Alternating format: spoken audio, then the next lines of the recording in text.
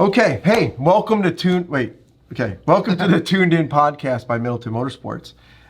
This is exciting for us. You could see we've updated the studio a little here, Mike. You're our first guest.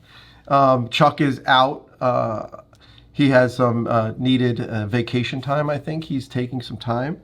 So we took this as an opportunity to bring you in as a special guest, our first guest on episode 3. We bought this table for you, so no longer do you see kind of the lower half of my body, which is better for the viewers for sure. But I've been always wanting to have this conversation with you since I started here. You are the service director for Middleton Ford and a huge part of Middleton Motorsports. You know, part of the OG Middleton Motorsports, if you will, when this all started up. And now that it has grown where it is, and I'm on board to help kind of continue to take it further as a business, I've been always wanting to have this conversation with you. And basically what we want to talk about today is the BMW brand. The BMW brand is so big. I mean, we are part of a Ford dealership. We specialize in Ford products, but we do all makes and models, cars, trucks, etc. But I would say the second biggest brand that we get questions about constantly, all types, models, and you're the expert, I know very little, is the BMW brand. Why do you think it's so big? Like, why do you think there's so many folks out there looking to modify their BMWs? I think there's just a lot of parts available and tunability to a lot of these BMWs. It's just... there's just so much available, and the cars are just exciting to drive. Right. And it's just like, if you drive one, it just has a different feel compared to like anything else. Like, no, totally. I fortunately, had the opportunity, and we'll get into the subject. A car came through as a trade-in through our shop, and I jumped on it first. I think I made a lot of people angry, and it was a kind of a restored, if you will, lack of a better word, E36. 1997 E36 318. Was it a 318i or was it? It's a 318. It's a two-door, right? It was a four-door. Yeah, so 318i. 318i. I mean, it's slow as but it was. You can't find an E36 that clean anymore. It was as clean as possible, and we ended up getting it. You said, like, Jim, if you don't buy this, I'm buying it. I think if someone behind you said, Jim, if you don't buy it, I'm buying it. So it was, and I finally in the BMW brand. Yeah. And I'm in the BMW brand at the E36 level. So, your thoughts, like, so I kind of cut you off there, but like, the brand is just so big and I'm amazed by it. But when I drove it, I can understand why. There's just a huge following too. Like, there's like so many events and people that get together for BMWs. There's so many enthusiasts. There's car clubs across the country. There's like literally like chapters. Like, I mean, we got the Badger Beamer chapter here. Yes. There's the Windy City BMW, which I was a part of for many years when I was down there. Like, anywhere you go, and then when I was in Florida, I did a lot of training down there. There's groups of BMW guys everywhere. It's like, you can always find a group that you'll fit in with. It was a Badger BMW who wants to have a club meeting here? Or they're coming here on April 13th. Jeez, yeah. There you go. And I know we've at Middleton Motorsports have modified, and we'll talk about your cars. Yeah. Clearly, that's what we're here for. But we've modified, since I've been here last 7 months, probably more than a handful have come through, both late model and early model BMW. So let's talk more about your history and experience with BMW. Because like your brother, Chuck, one of our first podcasts, I think our first one, mentioned his experience with the E36. And he talked a lot about you and you guys growing up together, kind of modifying these things. Yeah, we grew up racing these and building them together. Yes. So it's been part of your family. That's pretty much how we're even in this entire industry. Right. Is because of those cars. That's unbelievable. So like, we wouldn't even be here if it wasn't for that. Like, we kind of just got into the thing. Do some modifications to our cars. We work on them together. Right. Go out. I mean, back then it was like, we were street racing and stuff. Right. But, right. Kind of growing up now, we do it all the track. But, it's a different, like, coming from that to where we're at that now. Experience, you would like never that, think would be right. like, we get into it that much where it like turned our whole careers around. This is like what we want to do as a living. That's fantastic. Now I think he would say, I don't want to speak for him, he wish he still had his car, probably. Oh, I'm sure he would, yeah. But you have your car. I honestly, Right? I tried to look for his car at one point because one of my friends saw it on a video on YouTube. No way. So I contacted him. I was like, who is this guy? Like, I found the YouTube thing, and like I was trying to reach out and find out everybody, but like it Right. just not with dead end it. But Right. It But was- you have yours, right, Mike? I Like still you have from mine. and like from how like you don't have to date yourself in age because Yeah. I'll do that enough for myself. But like how long? do it you is think it's- slightly different. But the current chassis I have now, when I was 18, I got a 325 IS BMW 95. right. But over the few years, I ended up buying a full M3 gutted shell. It was just literally a bare metal shell. Jeez. And I rebuilt it from the ground up because I had all the M parts on my 3 Series anyway. So I really rebuilt the whole car from nothing. Like there's no wiring. Nothing. So some of your original car parts are Yeah, on some your of the current. 325S parts are on that car. That's so but cool. I would say there's very little left of that thing. Right, But right. I call it the Frankenstein build. Jeez. It's literally just a whole bunch of different Right. parts. Well, let's show a picture right now to the audience of what it looks like today. Yeah. So we'll just flash that up and just give us a little bit of the journey. Let's talk a little bit of the journey of, call it the car you bought, the shell of the car, and the stages of where it's come from to where it is today. Yeah. Yeah. I mean, this has been so many different levels, but the nice thing from going from a bare chassis, part of the reason I did this is I was able to like grind out and weld in all the reinforcements. So like this body was like Right. scraped out all the sound deadening and pretty much I built it from the ground up. I mean, every wire, everything, like nothing was. And you're talking about the latest, or this is from No, early this on? is from early on. This is like. So you started race. You were thinking race car all along. Oh, yeah, all This was along. never like a date. You were not daily driving. Yeah, so back in. Because when I met you and known you, I remember the E36 as, kind of this. It was always a race car. It's not the race car it is today, but it Yeah. was always a race car. So I thought that was kind of a It might transformation. not have been much of a race car. It was more of like a street Street racer. racer, street racer, right? Street racer. Like, Now it was a almost a sleeper back then, right, basically. right. But to put like years in perspective here, in 2006, that's when I turboed it, and then And what kind of turbo? Like, do you remember like what it kind was of like, for the Garrett audience? GT35R, Garrett GT35R and it was putting out 644 wheel horsepower. on a what was the engine? It was a S52, fully built, had 11-to-1 compression, which is pretty high. But back in 2006, I was actually running E85. Oh, So I had a standalone engine management. right, It was an Electromotive Tech 3R. right, Ancient system, but it worked. right. And that's why, like, back then, when I was street racing, there was nothing on the Wait, road. let's running street racing. 85 Street back racing, then. you mean in Mexico, right? Yeah, in Mexico. Okay, just saying. Get that straight. But Statute of limitations are way over on Yeah. that. I think you're good. I think you're good. But back then, hardly anything was running E85, and that's just pump gas you get. It was like less than $1 a gallon back then. Too. Really. And So did you have like the availability to horsepower? Like, do you have any idea what you were pushing? yeah, it was like 644 to 680 back then. But like it really like changed the game because a lot of people on 93 octane, you're limited to what you can run for power. So anybody I went up against, it was just Right. It I was had a- way more power. And than if you had to guess, the chassis on a E36, right? I mean, what could it weigh? I mean, it can't. I'd Is say it it's under roughly 2,500 pounds? I mean, 20. Yeah. in stock form. I think they're around like 33 to like Oh, okay. 3,500. Okay. But that's with like full interior, everything in it, and the turbo stuff adds weight too. But if you want to talk about current weight, the last time I weighed was 2880. Oh, well, that's the current That's car. current weight right Yeah, now. yeah. That thing's insane. Which We'll is- get it's- there. it's having a Let's whole go in transformation, stages. yeah. Yeah, no, well, let's go in stage because you went DTC. We'll get to that later. Like you did a lot of things, but Yeah. So you're running a Garrett, like 600 yeah, slow like- horsepower. Yeah, the Garrett GT35R back then Yeah. in 2006 was in like the 644 range. Holy cow! And that was I don't know, but manual or was it? That was manual. It was manual. And that was like the good ZF 5-speed. Never broke that on the street. Like it was just, Right.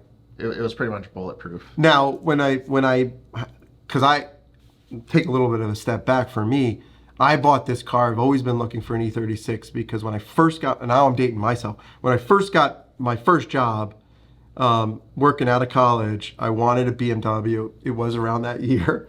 It was around that 1998, 99 E36, and I couldn't afford it. So I finally was able to afford one. It was much cheaper now, but I think the you got a cost. steal, by the way. You think I got a steal, right? But the drivability of these cars, the size of it, not to digress, but I can't get over how the 3 Series, if you want to call it, has changed in size. Yeah. So you're still operating today with your race car out of the E36 chassis, but Yep. how about the size, like the overall size of it? The car has evolved. Yeah, and I mean, I was a BMW Mini Tech for 12 years, and like every year it just has to be slightly bigger. But I mean, I had a F80, and it feels like you're in a 5 Series sedan now. Right. Like it's just like Right. the F80 is like I had a 16 M3, but that was like it was so big. Right. It didn't feel the same on Right. track. It's like going from I think the wheelbase and size of the E36 is what makes it So like much a fun. fun car to drive. They're easy to control. I think that's why a lot of people drift them too, because it's just like they just have the right, everything. The right mix of everything. Feels, when I sit in this car, it's 97. I enjoy driving that car as much as some of my other cars I have because it's so maneuverable. And by the way, you have like, it's this wide and the lanes now are like this wide. But that is so cool. We had a M4 competition here. You were servicing, we were doing some work at Motorsports. And that felt like, to your point, like a 5 Series. Yeah. It's amazing how big they come. They're great cars, but they just get too that's big. not to knock them. It's just everything has gotten so big nowadays. And we'll talk about your car you currently, I think, bought a few weeks ago, which is probably more similar to the size. But so this is like 2006, and what are some like stories or experiences in that car? Like, I'm sure some you want to share and some maybe you want to keep to yourself, but I have a lot of stories with that thing. But a lot of times I've been pulled over, racing stories, all sorts of stuff. Yeah. Were you on the track with that car? Like, when did you start going to the track? No, I actually, as crazy as it sounds, even with that much horsepower, I was with the Windy City BMW car club. I did autocrossing for 2 years with that thing. It got to the point where like I was in the AA class because it was really just maxed out on everything. So I wasn't really competitive because those cars were meant for that tight maneuvering. Like my car had the stuff, but I did it more for fun. And the biggest thing was the first time I ever went out there, I had the launch control and everything. So I'm sitting there like nobody's expecting anything. And I just like have the clutch in, just give it the gas, and it's just like popping, shooting flames. And like the starter said he almost had a heart attack when No way. the first time I went, and I literally was just drifting the whole course. It was just sideways the whole time, spinning tires. Insane. And like everybody would just stop and watch that thing. But it was just fun to. So what happened to it then? So then how did it evolve to, like, I don't know how many, I always, I'm very curious about kind of the evolution of your car. So like that's probably step 1 or 2 or 3 in the evolution of the car. Yeah, that was then what happened? Like, why did you? What happened? Did you change, or did you get it on the track and realize, man, I need to do some other things? It actually, once I finally went to road racing, that was probably like in 2009 or so. Me and one of my friends, Mark Mikulski, Okay. we actually found this. It was up at what was the course? It's up in Michigan. I can't think of the In name. Michigan, Gingerman? Gingerman. Yeah, Gingerman. Okay. Yeah, so we went there twice, and I was hooked. And it was $60, and you could go from, I think it was like 4 or 5 in the afternoon until dark.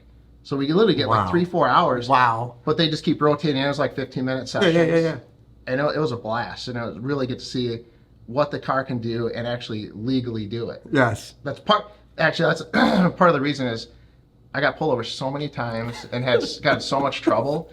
I got to the point where I was like, I got to do this on track, and that's why I went to autocrossing. Then Sure. Then I started doing the track stuff, and to this day, like it's pretty much all at the track. Well, I mean, that's a very good example, right, Braden, of our first 2 podcasts. We talked about that.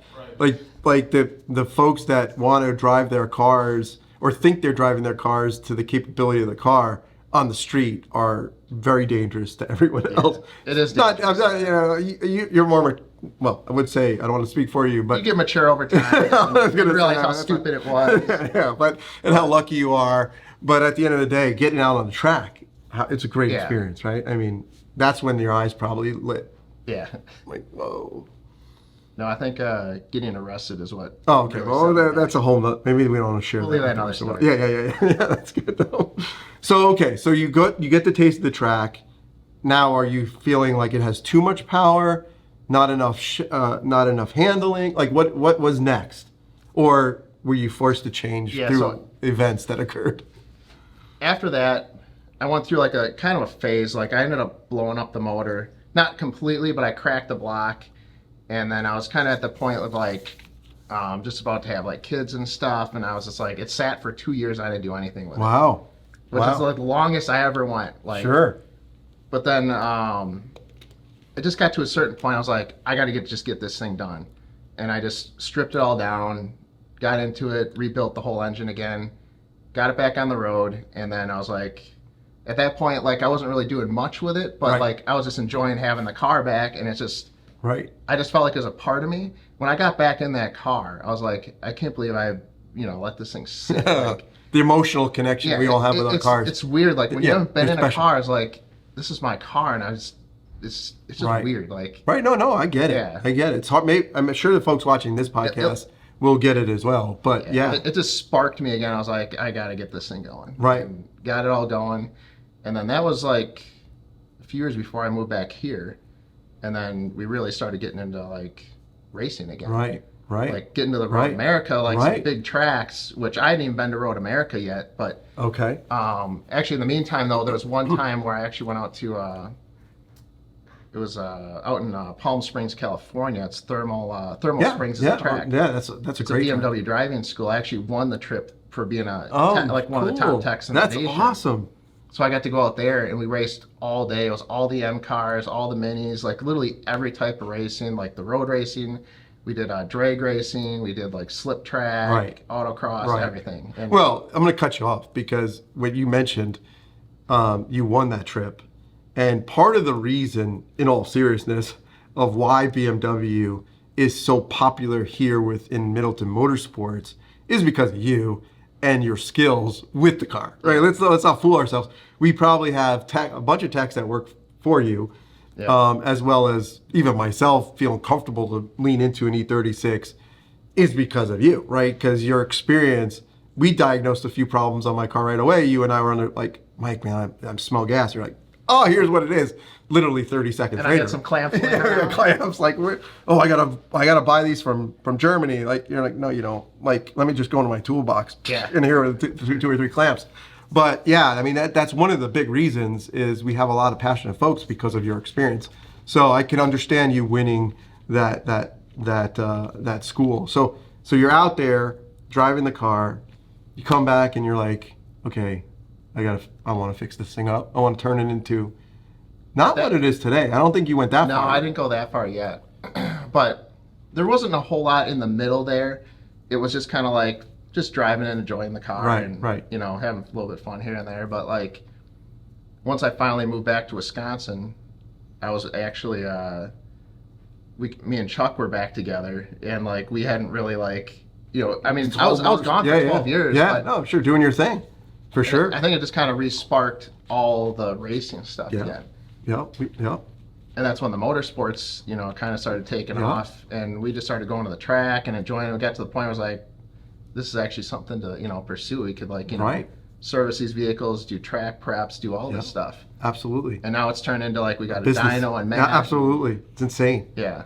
And it's insane. Just the way from what it went from to what it is today is it's quite a jump in a short time. If you could look it just shows we have a lot of passion in this stuff. Absolutely. I mean, check out our website at middletonmotorsports.com, our YouTube channels. We have the podcast now on Spotify and YouTube. This is all what has come from what was a hobby and a passion to what it is today. So it's fantastic. So I probably started to come into the picture around that time when you were all starting to go.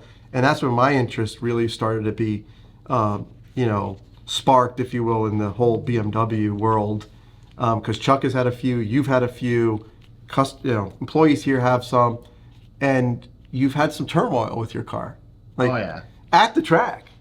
I know multiple times we've gone and you've been kicking the car and kicking and trailering it home, unfortunately. Yep. But, you know, maybe let's share a few of those examples, because it's not always rosy.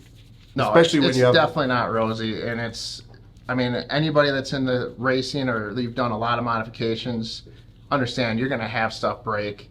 And there's going to be times where it's going to be stressful and tough and, like, you know, cost a lot of money. But when it's running and you're driving it, like, it's like, this is all worth it. It's all worth it. In that moment, you're like, Right. all right, this is why I did this, and this is why I suffered all these nights getting this thing ready. But just some of the problems, like, I'm just gonna go like through a couple of things, like with well, you went to a different transmission, right? Like, yeah, part of the reason I switched on the street, my 5-speed ZF, like that thing, like I broke maybe one of them in like over 10 years. Once I started road racing, I went through 3 of them in less, like just over a year. One of them blew up within 30 minutes on track. Okay. It's finally at the point I was like, all right, this trans cannot handle the road power, racing at like 600, 700 wheel horsepower. So and at that point, I was going to upgrade to the 6-speed out of like a newer like 335i, which everybody says they can hold like 1,000 horsepower. But, you know, I was like, all right, and I was looking at that. I started buying parts for it, actually. Okay. Like the adapter plate, it bolts right up to my engine. Right. But then I was looking at it closer, and I was like, that's the same bolt pattern as like a DCT transmission. Like, it's literally like a bolt-on. It'd be a bolt-on this same thing, just same bolt pattern. If I'm doing this far, like maybe I started looking into that. Right. And I found some people in Sweden had already actually started putting these in. That's awesome. Now there was one video, it was an E30 all-wheel drive, and just seeing that thing rip through the gears and how awesome that thing was, like I was sold. Like that second I saw that video. That's cool. And I have to have that. Right. Now, you actually made a video.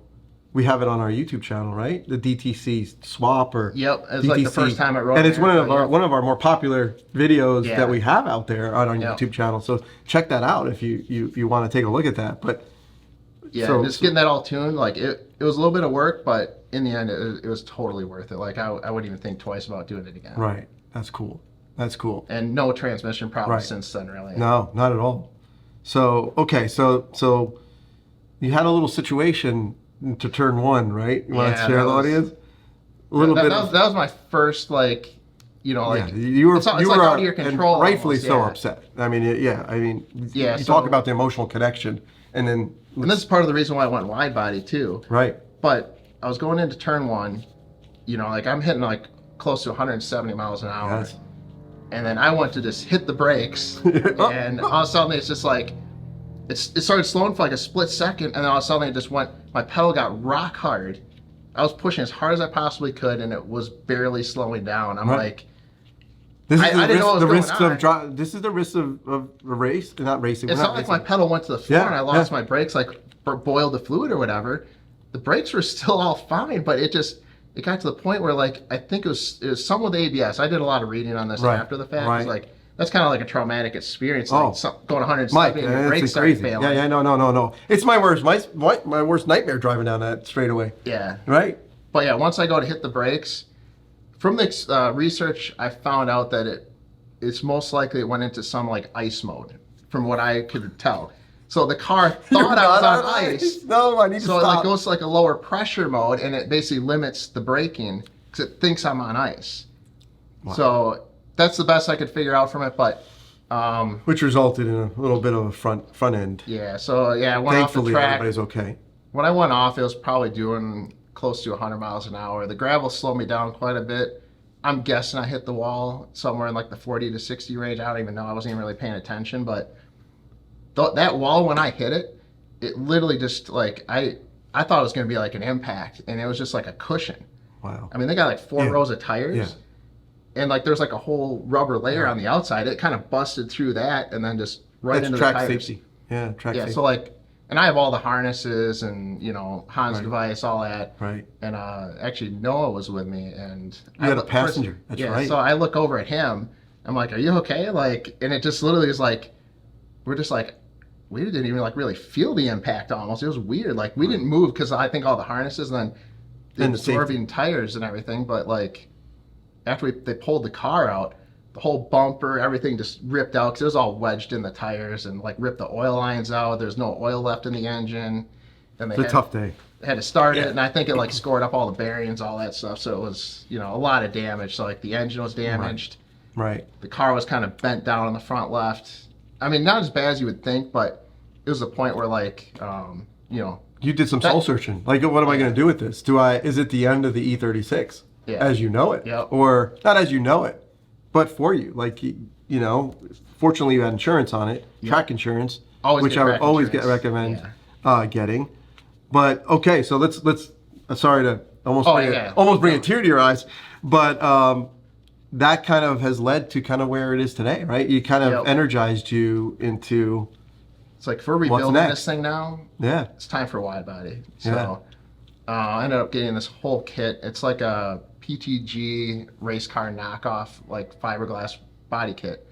But from the pictures I could tell, it looked like a pretty decent kit. There's other people that have used it and decided to go with it. Actually had this one guy, Gary Keene. He's been building Porsches forever, so he's done like cup cars and all that stuff. Like for me personally, though, this is the first time I let anybody else touch my car. Like I've done everything. I'm talking, I did everything from the tires, like body alignments, like anything. Like I did every single thing to this car. Never let anybody else do any work on this. So this is the first time I've given it in somebody else's hands. But the work he did is just like, it's unbelievable. That's cool. So like, I'm glad I had him do it though, because he did stuff that I wouldn't have done to make it even better. Right. Because he used his expertise. Yeah, he used his expertise. So he basically tubbed it out just like you would do any other Porsche. Right. And everything was just lined properly and supported properly. I did go over and help him quite a few times too, so I had my hands on it too, but he was like the main like fitment in getting this thing right. And so after we got that all installed, got it all painted up orange, like one of my favorite colors. So. We have it out at Cars and Coffee here on Sundays, and I mean it gets a crowd. Yeah. It demands a crowd. Yeah. The wide body is so insane. It transformed the whole car. It doesn't even look like the same car. Right. Right. And so but you mentioned you had to rebuild the engine, right? And we don't have to go through every step because I know you've been through so many of them. But what is your goal of it now, and what are you doing like today to prep for this year's season?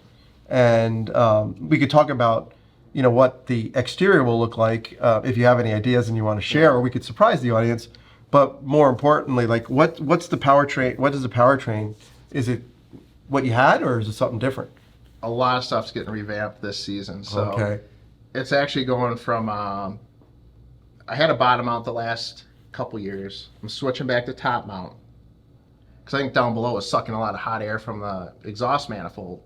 So I'm getting it all up top again. I'm going to have an intake down on the bumper, so it's going to get nice cold air, but it's getting a lot bigger turbo this time. Oh boy. Getting a G42 1200. So this thing's going to be capable of over 1,000 wheel. Oh boy. But the main reason is I had Matt look at it. He's the one that recommended this turbo to me. So I was getting really high EGTs with a Precision 67 millimeter I had. We're thinking the exhaust side was too small. So it's not getting enough exhaust out. EGTs are high, and which is also, I mean, it's also getting hot air too from being down there, but all these, the combination of everything, this new turbo is going to flow better. It's going to not have backed up exhaust. EGTs should go down, and the turbo is going to be in the efficiency range all the way from like 600 plus horsepower. So it's going to be efficient air. It's not going to be overheating. It's not going to be hot. And are you running it out the hood? Yeah. The turbo's so big, we're going to have to cut a slot in the hood. Nice. And then it's going to be a 4-inch exhaust. Little snail peeking out? Yeah, little snail really? peeking out. Yep. And then there's going to be like a 4-inch exhaust right off the turbo. And it's just going to go right up out the back of the hood. Sweet. So it'll be like two parts coming out of the hood there. Right. I mean, the aesthetics of that is pretty darn cool. Yeah. Not to mention the performance of it, but that's sweet. So that's on the turbo side. How about we showed them? So what are we doing? Everything is getting redone on this because it's going to be, and I also did a better intercooler. I got a Treadstone intercooler, one Matt recommended also.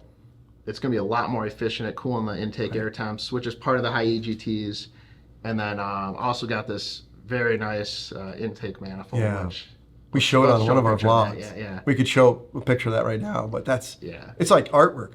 Yeah. And I would hang that in my living room. Yeah. So with that, it should help with like right now the car, when it hits 6,600 RPM, the power just drops off. It just starts tapering down. Hopefully with the shorter runners and this bigger plenum, stuff like that, hopefully I can build power like maybe a little past 7 even, I'd be happy with. But whatever the case, it's going to be a better manifold design for turbo setup. So everything's getting redone. I got to redo all the charge piping, exhaust, whole tune's going to have to be redone. But suspension work a little bit. You said you were going to lower it a little bit too, ride height? I think I'm going to rake it just a little bit more, like drop the front and then the back just a little bit more. And then also I just looked over the whole car. I usually do just to make sure everything's good. Sure. And surprisingly, the only stock part that's left in my car is the CV axles. Are those the same CV axles that you said were in my car as well? No, or? these are okay. M3. Okay. So they're a lot bigger, but that shows how they're little I know. But yeah, these are 97 M3 axles. Original, the only drivetrain part left. The boots are looking a little dry. They're starting to get some like cracking, and I'm like, I just got to put these in before something happens. I'm thinking like, what if one of these locks up on track or something? I just don't want to deal with that. So I ended up getting some Wise Fab axles, which are rated at like 1,500 horsepower, which is way more than I need, but why not? Why not go over? Right, because you can. Yep. So drivetrain wise, that's pretty much all set, and then. Will you have it out for the beginning of the season this year? You think you'll have it out for Road America like in April or May? Hopefully. I can't wait to see it. May. My goal is to have it running and driving for our BMW event we're having here on April 13th. Excellent. That's my goal. Wow. I don't know if it's going to be all tuned and everything, but it's going to be running and driving. That's my goal. They will love that. I mean, the club will just eat that up completely. Yeah. So then, exterior. It's unbelievable color. I'm partial to orange myself, but maybe thinking about a little livery on it or something, or you want to it definitely needs something to fit, what it's going to it's a race car. Yeah, it's what it's going to dish. Yeah, totally. But, yeah, it's going to be revised. I mean, that whole livery is going to have to get done this year. Yeah. Cool, Mike. Man, thank you very much for sharing the evolution of your E36. I have 2 more questions for you before we wrap this thing up. Yeah. You just got a car, another BMW. You picked it up a couple weeks ago, right? Tell us a little bit about that and what you already have done. I think it's maybe not a couple weeks. You probably haven't had it a week, and you've already. Yeah, it's been about a week. I think. You've already modified it a few times. We've had it on the dyno here. I don't know, Braden, if you saw that, but we've had it on the dyno here. Yep. And it didn't meet your satisfaction, I would say. So you're already doing some things. So let's tell the audience. It's already not. We'll show some pictures of that as well. So to start it off, I had the Bronco Raptor, which I love that. Yeah. Bronco, like it was one of my favorite vehicles. Sure, no. Had a lot of fun with it. But I decided to trade that in, and then it just happened that the guy that bought that Bronco traded in an M2 competition. It was meant for you. And it was orange. So like, I was on vacation at the time. Chuck started sending me pictures of this thing, and I'm just like I just had to know more about it. And I was like, I'm interested in this thing, and then I was all excited on my trip. Like, you're excited on, because you're on vacation, but I was almost as excited to get back and check this car out. We'll edit that out so your family doesn't see that. No, totally. But when I got back, I met Chuck down here like at like 8:30. I literally been flying all day, and finally get home, get all the luggage inside, and I'm like, hey, let's go down there and see this thing. Right. He gives me a ride down here. I look at it, and I just fell in love right away, and then. So it's an M2 competition? Yes, which is totally different than the regular M2. It's all revised suspension. It's got a solid mounted subframe, the M3 S55 engine and drivetrain versus just the N55. Yeah, that's going to be a blast on the track. When I drove it, I was like, this feels like my E36 again. I was like, I was hooked right away. It just felt right. The size, the kind of, it's just what I'm used to, and it felt right. Yeah. But after I drove that, and I ended up buying it, And the first thing I was like, all right, what am I going to do to this thing? Right. So I ordered we got a tune, got down pipes, a couple other pipes just to increase flow, and then I put it on the dyno after I put those parts on. Matt was there too. We were just logging everything and saw that we just did like the stage 2 93 octane tune, and it was pulling like up to 10 degrees of time. Oh wow. So it was only putting out like 470 at the best. And if you look online, you like down pipes in stage 2 tune with 93. Well, Mike, it's come like, on, you know better than anyone. I know, but like, don't look online. Like that. How many people come in here and say, that, well, online it says we've done they're showing like 540 some wheel horsepower. Right, I'm like, oh, this will be great. And it's like, exactly. we're getting like 470. It's pulling all which the is time. like reality in life, but okay. Yeah, so after that run, I was like, all right, the fuel's just not good enough. So I ordered a flex fuel kit. So now I can put any fuel, any mix of E in there. And so today's the first day I actually put some ethanol in there, put a few gallons of E85 in there on top of the 93. So I'm sitting at like E30 right now. We're going to try to get on the dyno today or tomorrow. Okay. Maybe get some. Maybe we'll show on this podcast the dyno run and see what it actually does. I'm hoping like, at least. Oh, don't be fives. careful what the number you say. Okay, 5s. That was I'm saying 5s. I'm being conservative. Okay, you're going to say 5s. Yeah. Awesome. No, well, best of luck with that, and congratulations on that. So, last question: it sounds like you will always have a BMW in your life.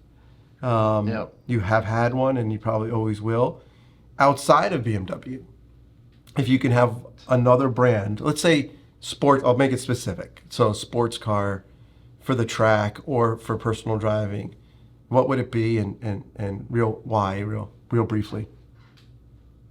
So putting you on the spot. No, there's a lot of cars you want, but I've always liked McLaren. Okay. Like, it's probably like, I know it's kind of unreasonable. They're hard to fix, hard to find parts. Yeah. But I feel like I have the knowledge where, like, if I did buy something like that, I could actually maintain it. But overall, I feel like that's like the next level. It's like a supercar basically. So it's like, it's just cool. Yeah, it's like, it's not like my M3 would probably beat most of them, but it's just like the cool factor. It's just like something. The doors go up, Mike. Yeah, I know. It's like, right? I mean, you want doors go up, and their heritage is Formula One, right? Or I mean, it's racing. I mean, it's a race. It's a full race car. They're dry sumped V8s with twin turbos. Like they're built race cars. Like, that's awesome.